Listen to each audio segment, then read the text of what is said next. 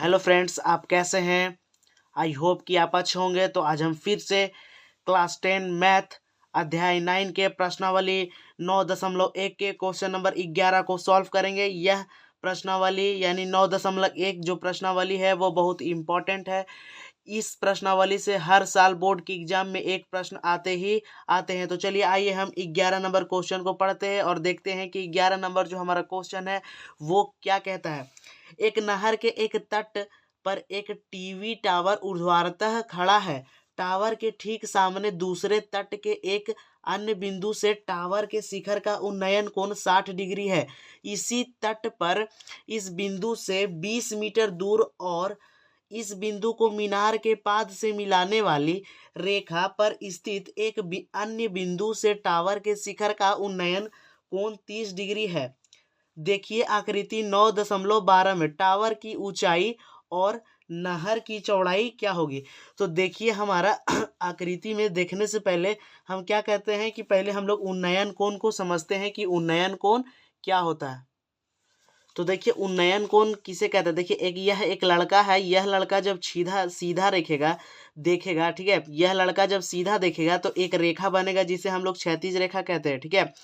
और जब यह वस्तु यानी कि देखिए यहाँ पर एक पतंग उड़ रहा है, इस पतंग को देखेगा तो क्या बनेगा, दृष्टि रेखा। तो यानी कि जब वह क्षैतिज रेखा से दृष्टि रेखा की ओर देखता है तो उनके बीच एक कोण बनता है, उसे उन्नयन कोण कहते हैं। यानी कि जब यह लड़का नीचे से ऊपर देखेगा ना तो कोण बनेगा जिसे हम लोग उन्नयन कोण कहेंगे। तो चलिए आइए हम लोग इसे सॉल्व करते हैं। यहाँ पे देखिए बोल रहा है, देखिए आकृति 9.12 में। तो देखिए यहाँ बोल रहा है कि ए बी जो है ना, यहाँ फिर से देखिएगा, ए बी जो है वो टीवी का टावर है।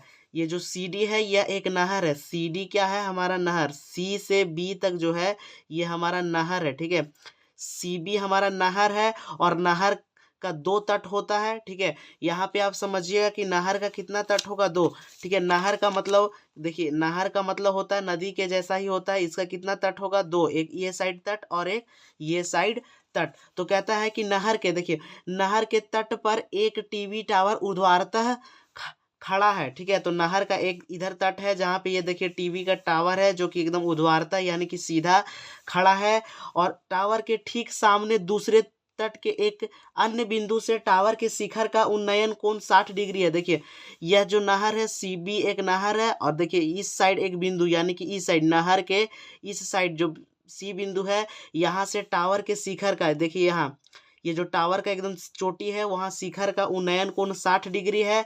और फिर कहता है कि इसी तट पर इस बिंदु से 20 मीटर दूर, देखिए इसी तट पे यानी कि इस साइड तट पे इस बिंदु से 20 मीटर दूर एक डी बिंदु है। उसे हम लोग देखिए बिंदु को मीनार के पाद से, यहाँ देखिए मीनार के पाद से मिलाने वाली एक रेखा है जो क्या है 20 मीटर मिलाने वाली रेखा पर स्थित है एक अन्य बिंदु से टावर के।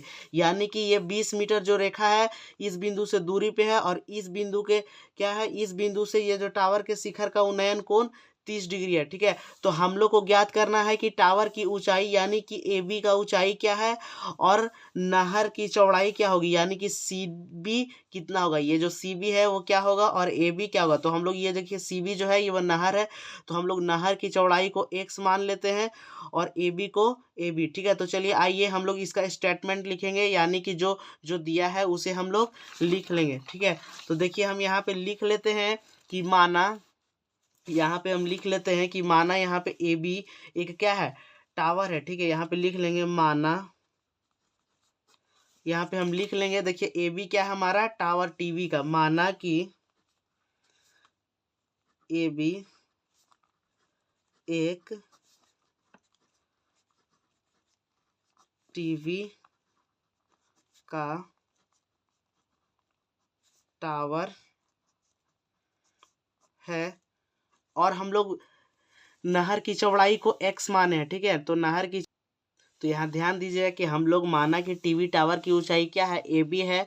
और यहाँ ध्यान दीजिएगा कि नहर की चौड़ाई को क्या माने हैं, x। तो यहाँ लिखेंगे नहर की चौड़ाई बराबर x ठीक है। तो आइए हम लोग इसे सॉल्व करते हैं। सबसे पहले क्या करेंगे कि हम समकोण त्रिभुज ए सी बी में चलेंगे यानी कि समकोण त्रिभुज ए बी सी में चलेंगे और सॉल्व करेंगे, क्योंकि हम लोग को सबसे पहले क्या निकालना है, यहाँ पे ध्यान देना है कि टावर, तो टावर की ऊंचाई यानी कि ए बी कितना ऊंचा है उन लोग उसको निकालना है। तो सबसे पहले क्या करेंगे, देखिए यहाँ पे एक्स माने हैं तो एक्स और ये थीटा का उपयोग करके ये कितना लंबा होगा उसको निकालेंगे। तो सबसे पहले हम लोग चलेंगे समकोण त्रिभुज ए बी सी में। तो चलिए आइए हम लोग इसे सॉल्व करते हैं। यहाँ पे लिखेंगे अब समकोण त्रिभुज ए बी सी में, यहाँ ध्यान दीजिएगा कि ये जो थीटा है यानी जो कोण है, कोण के सामने वाले भुजा को हम लोग पी बोलते हैं और साथ वाले भुजा को क्या बोलते हैं, बी। तो हम लोग को पी चाहिए और बी हम लोग एक्स माने हैं। तो देखेंगे कि पी बाई बी, पी और बी किस त्रिकोणमिति का अनुपात है। तो यहाँ देखिएगा कि पी और बी टेन थीटा का अनुपात है और पी और बी कॉट थीटा। तो हम लोग टेन थीटा से भी बना सकते हैं और कॉट थीटा से भी। तो हम लोग यहाँ पे टेन थीटा से बनाएंगे, ठीक है। तो यहाँ पे लिखते हैं कि टेन थीटा बराबर पी बाई बी, ठीक है। टेन थीटा बराबर क्या होगा हमारा, पी बाई बी। और यहाँ देखिए थीटा का मान 60 डिग्री दिया हुआ है। तो यहाँ पे लिखेंगे टेन 60 डिग्री बराबर पी कौन सा भुजा है, ए बी। तो हम लोग लिखेंगे ए बी। और बी कौन, देखिए बी क्या है हमारा, सी बी, और बी का है सी बी। तो हम लोग इसे लिखेंगे सी बी, ठीक है।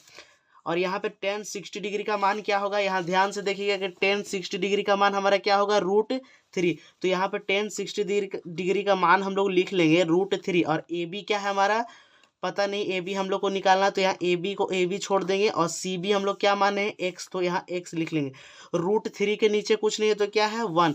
तो जब 1 को ए बी के साथ गुना करेंगे तो ए बी आएगा, और जब √3 को एक्स के साथ गुना करेंगे तो √3 एक्स आएगा, ठीक है। तो इसे हम समीकरण 1 मान लेंगे, इसे हम लोग समीकरण 1 मान लेते हैं। अब क्या करना है कि अब बड़े वाले समकोण त्रिभुज में चलना है, समकोण त्रिभुज ए बी डी में, ठीक है। इस बड़े वाले समकोण त्रिभुज में चलेंगे और फिर से क्या करेंगे कि P और B tan थीटा का अनुपात लगाएंगे। तो चलते हैं हम लोग समकोण त्रिभुज ए बी और डी में, ठीक है। समकोण त्रिभुज ए बी डी में हम लोग चलते हैं। तो लिखेंगे पुनः समकोण त्रिभुज ए डी बी में, ठीक है।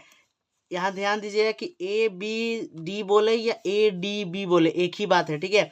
तो यहाँ पे हम लोग क्या करेंगे कि यहाँ पे फिर से देखेंगे कि देखिए यहाँ पे ये P है और ये B है। जो साथ वाला भुजा को हम लोग क्या बोलते हैं, B, ठीक है। और सामने वाला भुजा को क्या बोलते हैं, P। तो सबसे पहले हम लोग यहाँ पे भी tan थीटा देखेंगे कि P और B यानी कि P और B किसके अनुपात में आएगा, त्रिकोणमिति का। तो tan थीटा में भी आएगा cot थीटा। तो हम cot थीटा से भी बना सकते हैं tan थीटा। तो इसमें भी हम लोग क्या लगाएंगे, tan थीटा, क्योंकि P और B इसमें भी है।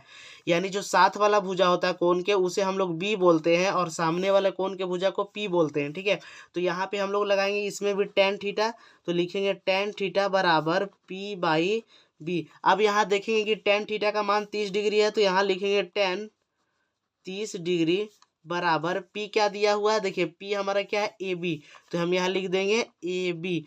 अब देखिए कि B क्या है हमारा, डी बी। बी हमारा यहाँ पे पूरा होगा डी बी, क्योंकि हम बड़ा वाले समकोण त्रिभुज में चल रहे हैं। तो यहाँ लिखेंगे डी बी, ठीक है। तो यहाँ हम लिख लेते हैं डी और बी, ठीक है। तो अब यहाँ ध्यान देना है कि tan 30 डिग्री का मान कितना होता है। तो ध्यान दीजिएगा कि tan 30 डिग्री का मान हमारा कितना होगा, tan 30 डिग्री का मान 1/√3 होगा। तो यहाँ लिखेंगे 1/√3 बराबर ए बी क्या है हमारा, ए बी तो हम लोग को पता नहीं है। तो ए बी को ए बी छोड़ देंगे, ये हम लोग को पता नहीं है। और यहाँ देखिए जब हमको डी बी लेना होगा तो 20 में एक्स जोड़ देंगे, क्योंकि सी बी क्या है, एक्स, और डी सी क्या है हमारा 20 मीटर। यानी कि हमको पूरा डी बी चाहिए। तो 20 + x या x + 20 हम लोग लिख सकते हैं। तो यहाँ पर बोलेंगे 20 + x मीटर है, ठीक है। उसके बाद क्या करना है कि तिरछा तिरछा क्या करना है, गुना करना है।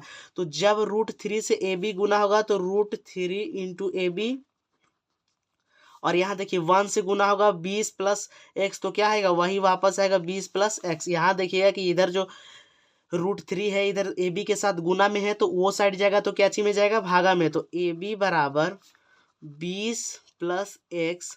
अब बाई में क्या चला जाएगा, √3। इसे हम लोग समीकरण 2 मानेंगे, ठीक है। इसे हम लोग समीकरण 2 मान लेते हैं। अब यहाँ ध्यान दीजिएगा कि ए बी हमारा क्या आया, देखिए यहाँ पे जो ए बी भुजा है यानी भवन की ऊंचाई है वो कितना आया, 20 + x/√3। और यहाँ पर भी जब हम लोग समीकरण 1 में निकाले थे ए बी, वो √3x के बराबर है। तो देखिए यहाँ भी ए बी इसके बराबर है और ए बी इसके बराबर, यानी कि ये जो पूरा हिस्सा है इसके क्या होगा, बराबर होगा। ठीक है, तो हम लोग क्या बोलेंगे कि समीकरण 1 तथा 2 से, यहाँ पे लिखेंगे समीकरण 1 तथा समीकरण 2 से बराबर कर लेंगे। ठीक है, तो ये जो हम लोग निकाले हैं ये वाला, इसे हम लोग क्या करेंगे कि बराबर, तो यहाँ पे लिखेंगे √3x बराबर, यहाँ पे देखिए कि ये वाला को लिखेंगे 20 + x √3। यहाँ ध्यान दीजिएगा कि इधर √3 भागा में इधर आएगा तो गुना में, तो यहाँ पे हम गुना में लिख लेते हैं। ठीक है, x बराबर 20 + x। देखिए √3 से √3 गुना होगा तो क्या होगा हमारा, यहाँ पे √3 से √3 गुना होगा तो हमारा बचेगा 3x। ठीक है, और 20 + x। अब यहाँ ध्यान दीजिएगा कि यहाँ पे ध्यान देने की बात यह है कि देखिए यहाँ पे x प्लस में है तो इधर आएगा तो हमारा क्या चीज में हो जाएगा, माइनस में, तो इधर माइनस में लिखते हैं। अब यहाँ लिखेंगे 20, तो जब 3x के साथ x माइनस होगा तो क्या बचेगा हमारा 2x। ठीक है, हमारा 2x बचेगा बराबर 20। देखिए x के साथ जो 2 है गुना में है, तो यहाँ देखिएगा कि गुना के ये साइड जब आएगा तो क्या चीज में जाएगा, भागा में। ठीक है, तो गुना के जब ये साइड में आएगा तो हमारा क्या चीज में जाएगा, भागा में, तो यानी कि 10 मीटर, यानी कि हमारा x का मान कितना आया है, 10 मीटर। और यहाँ ध्यान दीजिएगा कि हम लोग x किसको माने थे, नहर की चौड़ाई, यानी यहाँ पे जो CB है वो x क्या आया है, 10 मीटर, यानी हमारा नहर की चौड़ाई निकल चुका है। यहाँ ध्यान दीजिएगा कि यहाँ पे नहर की चौड़ाई भी पूछ रहा था, हमारा नहर की चौड़ाई, तो हम लोग का नहर का चौड़ाई कितना आया, 10 मीटर, क्योंकि x माने थे और हमारा x का मान यहाँ पे 10 मीटर। यहाँ ध्यान दीजिएगा कि हमारा x का मान 10 मीटर आया है। तो चलिए आइए हम लिख लेते हैं। ठीक है, तो चलिए आइए हम लिख लेते हैं इसको, अतः नहर की चौड़ाई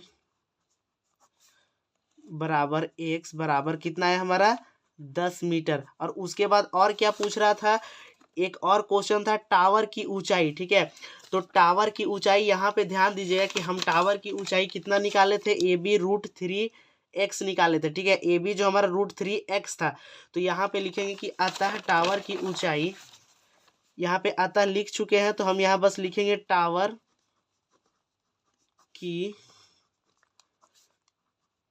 ऊंचाई, हमारा AB कितना आया था, AB बराबर √3x। ठीक है, तो x देखिए √3 के साथ x क्या चीज में है, गुना पे, और x का मान क्या है, 10, यानी कि क्या होगा हमारा √3 × 10। x का मान 10 था तो 10 बैठा दिए, तो 10 से जब गुना होगा √3 तो यहाँ पे आएगा 10 √3 मीटर, हमारा क्या आ गया आंसर।